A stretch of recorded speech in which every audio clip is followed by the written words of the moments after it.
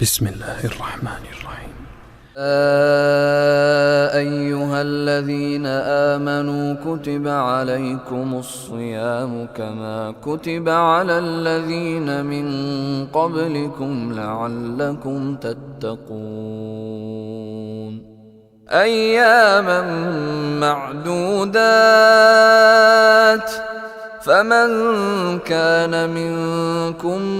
مريضا أو على سفر فعدة من أيام أخر وعلى الذين يطيقونه فدية طعام مسكين فمن تطوع خيرا فهو خير له وأن تصوموا خير لكم إن كنتم تعلمون شهر رمضان الذي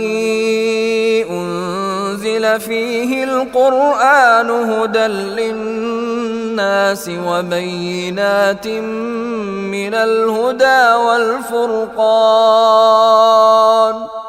فمن شهد منكم الشهر فليصم ومن كان مريضا أو على سفر فعدة من أيام أخر يريد الله بكم اليسر ولا يريد بكم العسر ولتكملوا العدة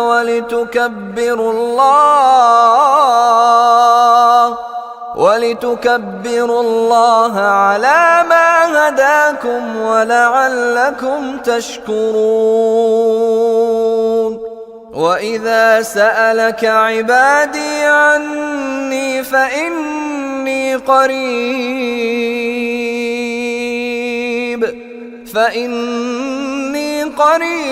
أجيب دعوة الداع إذا دعان فليستجيبوا لي وليؤمنوا بي لعلهم يرشدون